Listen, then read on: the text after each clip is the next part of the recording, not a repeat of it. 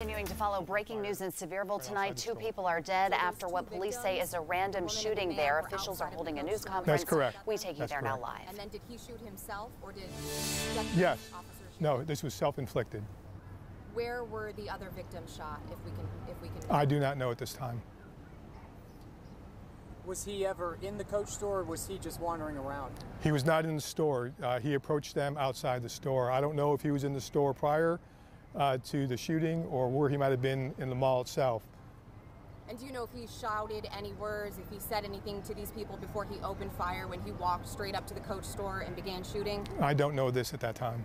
Any history with this person, the shooter that is? With the other people? Any criminal history Oh, that you guys I do not know.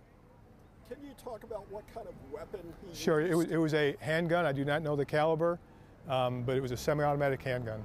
Did any bullets go elsewhere or were those the only 3 shots fired? I don't know if there were only 3 shots or not, and the detectives and investigators are still on scene looking. Is there surveillance video? I would assume there probably is some, but again, I don't know what there is, and I don't know if they've retrieved that yet or not. We're live on the air right now. Can you just reiterate the very beginning of what you said when you began Sure. this interview, what happened, what you all showed up to? Sure. We received multiple 911 calls at about 3:49 p.m. this afternoon of an active shooter just outside the Coach store here at 5 Oaks Mall. When officers responded, we found 3 victims. One who we believe the shooter died of a self-inflicted gunshot wound, and there was 1 female victim who's deceased and 1 male victim who was taken to UT Medical Center. You said you don't believe the public is in any danger, but if this was a random shooting, we're getting many questions as to why the public would not be in any more danger. Well, we believe that he was the only shooter. Once officers arrived, and of course, you know, when officers got here, we didn't know what we were going to encounter. But talking to witnesses and being in the situation, we discerned pretty quickly that that was a single shooter. What are the next steps as far as the scene goes? I know the rest of the mall is still active. People are allowed to come and go. There's a restaurant that's open behind us. Sure. I mean, yeah, as soon as we were able to, and we knew that everything was safe, we allowed people to come in certain areas of the mall. The crime scene area will remain closed as long as we need it to be closed. That could be hours, it could be more than a day. You know, that's just going to be up to the detectives to determine. Has that area been evacuated?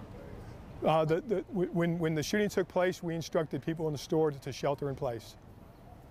What was the process you all went through with these stores, with Coach and the other adjacent stores? I've talked to some people who said they barricaded themselves until police came to tell them it was safe. Yeah, that is what I believe most, if not all, the stores in the area did. That's what we tell them to do. And we didn't want anybody to leave those stores until we actually had an officer go inside and not only tell them it was safe, but also interview everybody in the store. What's happening as we speak behind you? I believe that they're putting one of the victims in an ambulance. Were there a lot of witnesses, a lot of people out in the parking lot when this happened? I know that there were multiple witnesses. I don't want to hazard a guess as to how many there were.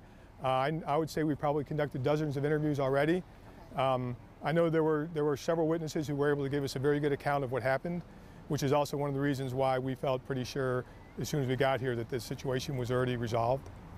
Everything leads you all to believe preliminary that this was a random shooting. Somebody randomly came to the Coach store and opened fire. That's correct. And again, I don't know why, don't know what this person's motivation was, but everything we have right now, all the information we have, and we have quite a bit of information already, tells us that is likely what happened. Has the shooter's family been notified? I'm sure we're in the process of doing that if we haven't already.